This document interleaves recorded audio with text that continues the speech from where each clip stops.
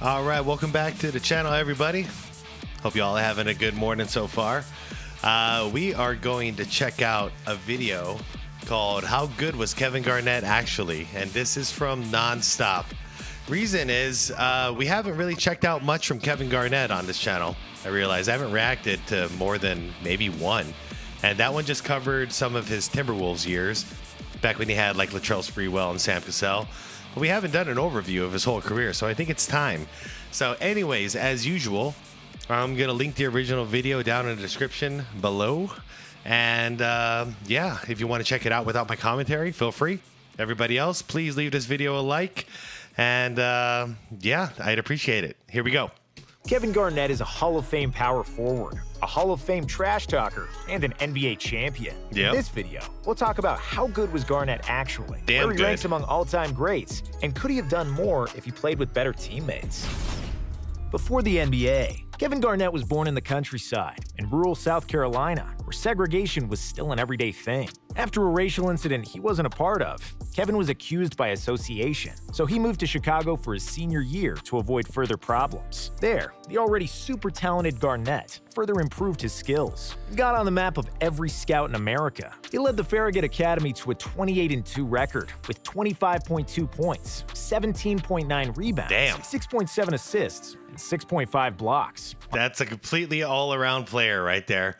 No wonder why. He says back then he got to play some scrimmages against some NBA players, and he held his own ground. I believe it. He was ready for the league. On 67% shooting. He was named the 67% National High School shooting. Player of the Year by USA Today, Illinois Mr. Basketball, and was also the MVP of the McDonald's All-American Game. His speed, agility, athleticism, and coordination were mesmerizing for a 6'11 forward. And with an enormous 7'5" wingspan, Kevin looked like an alien on the court. He was also tough as nails, and his passion for the game could be seen from afar. Chicago shaped me as a player. I went on all the best courts, places where you're not afraid of losing basketball, but life. No one got fouls. Fair. In those circumstances, I realized for the first time that there is no mercy on the court, and that you have to be a beast. Kevin didn't really... Yeah, those are the kind of parks where you call a foul, they say no foul. It's like, oh yeah? And then somebody goes out and gets a gun, and then the game's over. Like, not my kind of ball, but yeah.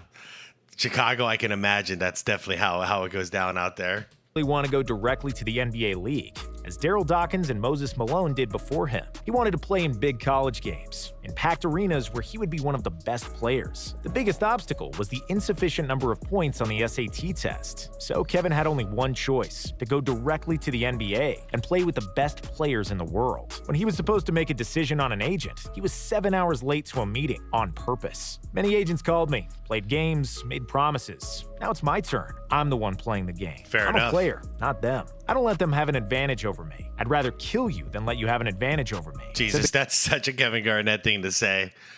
I don't know, was it Isaiah or was it Kevin McHale that basically convinced him to just jet it straight to the league?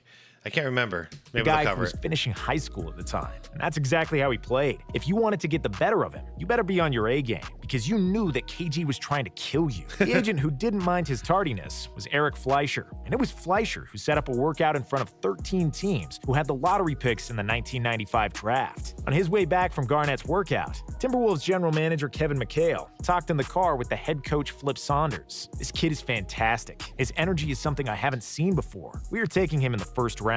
They both agreed. Just an hour before the 1995 NBA draft, Garnett received a call from his high school coach, who read him the results of the SAT. "You passed, Kevin. It's too late for that now," Garnett replied shortly. 1 hour later, he was selected with the 5th pick by the Timberwolves, where he'd spend the next 12 years of his career. Minnesota, and the largest contract in history. As a Oh, rookie, yeah. it didn't take long for Kevin to establish his presence. He became a starter after a few months, one of the best pound-for-pound young players in the league. Defensively, he was long and quick enough to hold off guards and wings, and yet wiry and strong enough to fight behemoths in the post. In his second season, Garnett was already named an All-Star, and because of his age, he got nicknamed the Kid. Minnesota also traded for the draft rights of Stephon Marbury, a star point guard from New York, and this duo was supposed to be the future backbone of the team. This duo should have been fantastic. I agree.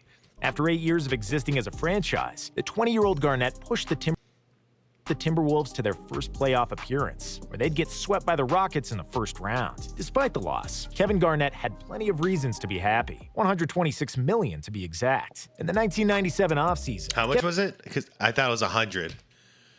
reasons to be happy by the Rockets in the first round. Despite the loss, Kevin Garnett had plenty of reasons to be happy, $126 million to be exact. 126 million. Yeah, I remember it was just, like we were all blown away at that contract. In the 1997 offseason, Kevin's manager agreed to a 6-year, $126 million deal, Yeah. the largest contract in the history of American team sports at the time. And it's crazy. It sounds like so much money, but that's 126 spread across 6 years. And now we think about somebody like Bradley Beal making $51 million next year. So KG was worth every freaking penny back then.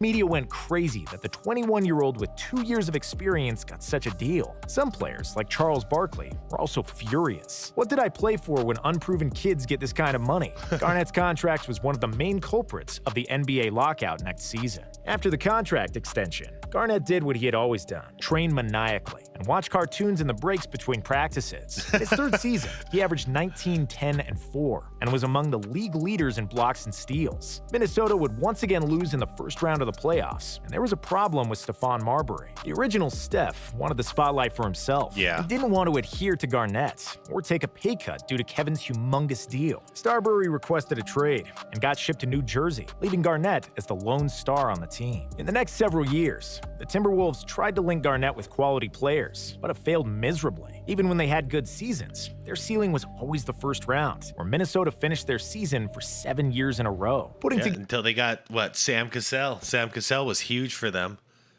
Him and Latrell. Together, a good team around Garnett remained the center ideology for the Timberwolves ownership. They gave money under the table to Joe Smith and got caught. Oh, lost wow. Future draft picks, which left him stuck in the mud. Damn, did you guys know about that? I don't remember that. Garnett was desperate. During an interview with John Thompson, Garnett cried with frustration and helplessness. "I care so much about winning. That's my obsession." 2004, MVP year. The 2003-2004 season was the best year in the Timberwolves franchise history. KG already by default had the pedal to the metal, playing both sides of the court with maximum intensity. But the difference was that this time, he had Sam Cassell and Latrell Sprewell by. As crazy as it is, Sam Cassell was kind of like the father figure on this team. He was the leader.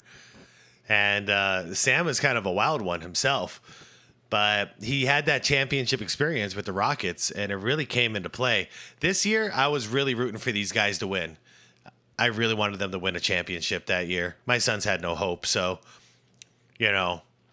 but by his side. We'll see what Wolves happens. finished with the best record in the Western Conference, and Garnett deservedly won the MVP award with the averages of 24.2 points, league-leading 13.9 rebounds, 5 assists, 1.5 steals, and 2.2 blocks. That's crazy. 14 rebounds a game is massive. KG was the Swiss Army knife who could do everything on the floor, and this was arguably the most versatile season by anyone ever. The Timberwolves finally broke the curse of the first round, where they beat the Nuggets in 5 games. In the next round, they faced an all-star power forward Chris Webber and his Sacramento Kings. The series would be decided in Game 7, where KG blew up Sacramento with 32 points and 21 rebounds, along with a monstrous 5 blocks, 4 steals, and 2 assists. The Timberwolves would proceed to their first ever conference finals, where they'd meet the Shaq and Kobe LA Lakers. However, the all-star point guard Sam Cassell got injured during the series, and his absence swung this series in the Lakers' favor. Despite the stellar play from Garnett, the Lakers proceeded to the finals with 4-2. Next year, Sprewell turned down a $21 million deal with the famous phrase that he can't feed his children with that kind of money. Yeah, I remember that. Didn't Latrell end up going broke though? I think he ran out of money. Minnesota ownership had no idea what to do next. The best team in the West fell apart after just 1 season, and Garnett was left alone again. Yeah. For the second time in his career, KG signed for $100+ million, but it brought him nothing but money. Because he was loyal to a fault, Kevin didn't want to leave the Timberwolves, even though he completely stopped communicating with Kevin McHale and team owner Glenn Taylor. In the end, McHale helped Garnett and did a favor to his friend Danny Ainge, GM of the Celtics. Even though he had better offers, McHale traded Garnett to Boston for 7 players, which was the biggest trade ever for one individual. Boston, and anything is possible. In Boston, KG teamed up with Paul the Truth Pierce and one of the best shooters in NBA history, Ray Allen. Garnett's character, charisma, and work ethic permeated the team from the start, and it was clear that the Celtics had instant chemistry. Now, most people only know Kevin Garnett from this era with the Celtics, but what a lot of people don't know is this was the latter half of his career. So all that Minnesota stuff where he was just balling out but not winning a damn thing, that was the real KG. Like, that was full energy KG, nonstop 48 minutes. The guy was like, you never seen energy like that from an individual, except for maybe like Michael Jordan. But still, even that, I don't know. KG might have brought more energy to the game because he was just wild out there. Neither member of the Big Three had won the title, and everything was being done for that common goal. KG sacrificed the most on offense, where he'd let Pierce and Allen take the majority of the shots. He was in charge of the defense, and for the first time in his career, he didn't have to carry the team both offensively and defensively. It resulted in the Defensive Player of the Year award for Garnett, who put up a masterpiece on that side of the court. He patched every hole on defense with his extraordinary long limbs, patrolled the paint, and yelled out coverages. The Celtics finished with the best record in the league, which secured them home court advantage throughout the playoffs. They needed it too, defeating the Hawks and LeBron's Cavs in 7 games in the first 2 rounds. After they dealt with the Pistons in 6, they had a date with Kobe and the Lakers in the finals. Garnett's intensity was through the roof, and even if you never watched basketball in your life, you could have seen how hyped up he was in these playoffs, and that his madness was inflated to the maximum. Boston's defense smothered Kobe in the finals, and the Celtics were celebrating their 17th NBA title, and the first after 1986. Paul Pierce had won the Finals MVP, but it could have easily gone to both Garnett and Ray Allen. In his post-game interview, Garnett shouted, "Anything's possible!" Yep. Which became one of the most famous sayings in Finals history. It is. But what's cool about KG is it's not forced. Like, that was real. That was real in the moment. He was that happy. And I got to say, even though, like, in hindsight, me being such a Kobe fan nowadays, like, it was kind of sad that Kobe had to lose one there. I'm really happy that KG got that ring. He really deserved a ring.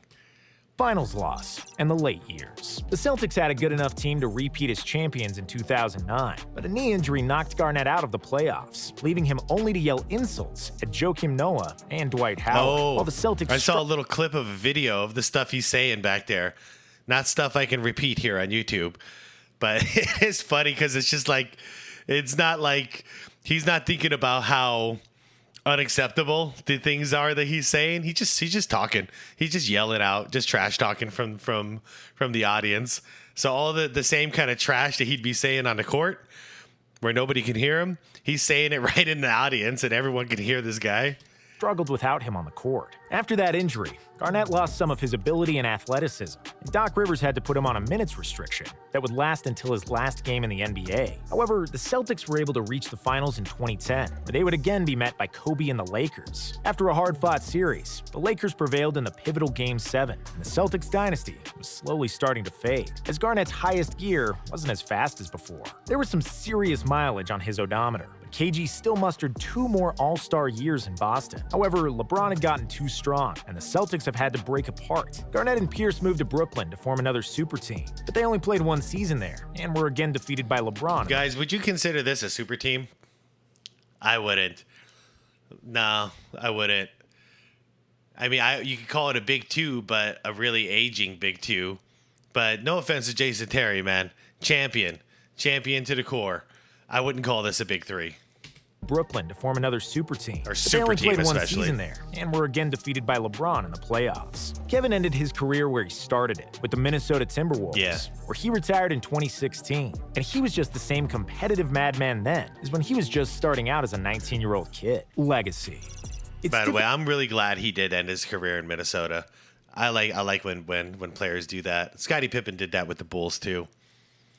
I guess we can say Dwayne Wade did that with the Heat too. I always dig that.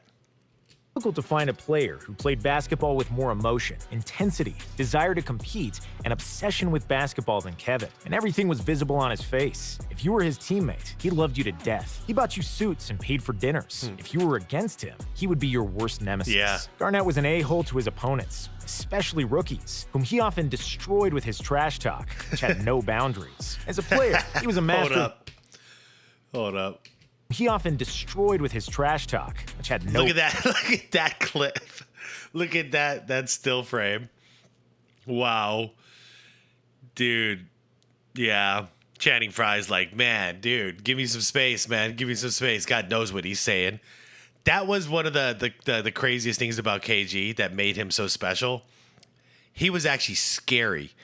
Like, he's scary. It's like the guy's gonna like eat you alive out there. He's just complete savage. Boundaries. As a player, he was a master of the pick-and-roll defense, and in his prime, he could guard every opposing player one-on-one. Offensively, he moved and handled the ball like a guard at 6'11". He was skilled in the post and a capable shooter. I know there's a certain someone out there that people like to say can guard all 5 positions. I don't think he can well. Maybe he can, but he can't well. KG in his prime could, and he could do it fantastic. Like, he could guard a point guard back then, no problem. Guard a center, he's on it. KG is the only NBA player to reach at least 25,000 points, 10,000 rebounds, 5,000 assists, 1,500 steals, and 1,500 blocks. He retired as a 15-time All-Star with 9 All-NBA selections, and he made 12 All-Defensive teams. He was arguably the most versatile player in NBA history, other than maybe LeBron. Garnett could really do it all on the basketball court, and if he was drafted in San Antonio instead of Minnesota, he would probably be considered the greatest power forward ever instead of Tim Duncan. Yeah. Just like raw talent wise, I think KG would have taken the cake there. Because, you know, we got guys like Barkley and Duncan up there as the top power forwards. But just him alone as an individual, I think KG would take the cake. So yeah, if he was in a better situation other than Minnesota for his prime years, I think we'd remember him better. And that's why I kind of wanted to talk a little more about KG, because just like Charles Barkley, it's not fair for time to forget a guy like this and to just look back and just look at some stats and numbers and stuff and go, oh, he only won 1 ring. You know, it doesn't really tell the story. But some could argue and say they should have won more championships with the Boston Big Three. That one you could debate. But anyways, guys, what do you think about KG? What do you think about if KG were to get drafted by somebody like you said here, like San Antonio, or hell, in that era, like Dallas or somebody? Anybody else? The Lakers. You know, what if he teamed up with Kobe? Something like that. Anyways, guys, I hope you have a wonderful day. I'll see you tonight for the After Dark episode. And yeah, please leave this video a like if you enjoyed it. If you didn't, leave it a big old fat dislike. And subscribe to the channel if you want more content like this. I'll see you all tonight, okay? Peace out.